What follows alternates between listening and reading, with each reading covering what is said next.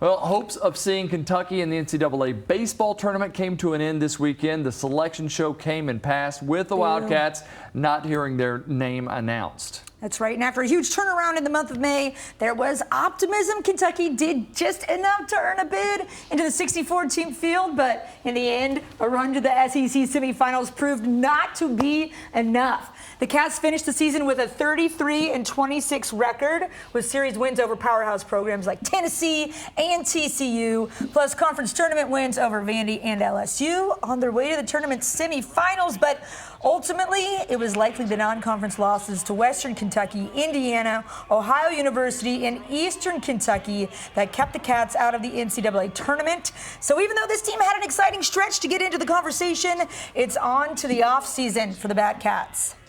All right, but before that, let's break down the season as a whole, and we're happy to be joined now by Darren Headrick, the voice of the Batcats. Darren, thanks you so much for joining us. Appreciate it, guys. Great to be here. Always good to have you here in studio. All right, now that the season has officially come to an end, you've had a little bit of time to reflect. What do you think you'll remember the most about the team and this season as a whole? Oh, man, where do I start with that question? I mean, the thing I'm going to remember most is how this team fought to the very end. They left everything they had on the field there in Hoover at the SEC tournament. This was a tremendous group of guys to be around. Some of them were only here for their 1 year as graduate seniors, so hate that I didn't get to know them more, but what a fun, exciting group. And the way they persevered through injury, it was just phenomenal to watch this team come together at the end and put together a great run.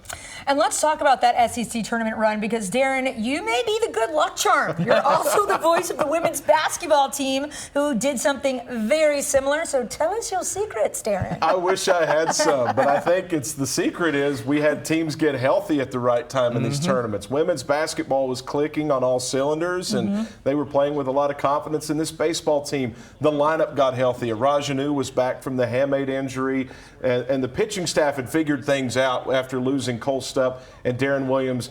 Dan Roselle, the pitching coach, did a phenomenal job with this group of getting them together, figuring out how to make the pieces fit, because he had to fit a round peg in a square hole after those injuries. Did a phenomenal job, and they were playing with confidence going down the stretch. Well, the LSU games really stuck out down in Hoover because in the first game, the Tigers erased Kentucky's early lead to win 11-6. That game went late into the night, but the Cats really responded, beat Vandy the next afternoon, then circled back to get some revenge on LSU.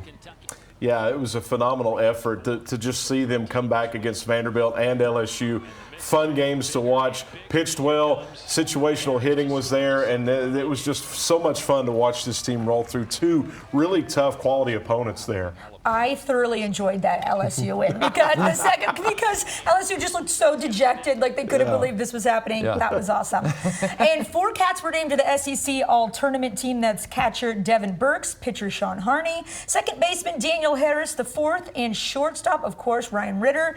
Darren, how about those Cats? Well, let me start with Devin Burks. This young man really played himself into an everyday starting role towards the end of the year.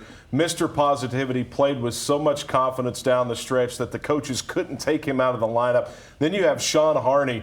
What more can you say about this young man? He started. He was a reliever and a closer. Anything the team needed from him, he got it, or he was able to do it. And then Danny Harris and Ryan Ritter, phenomenal infielders. Ryan Ritter, only a junior, but I wouldn't expect to see him in a Kentucky uniform. I think Major League Baseball and the professional ranks will come calling.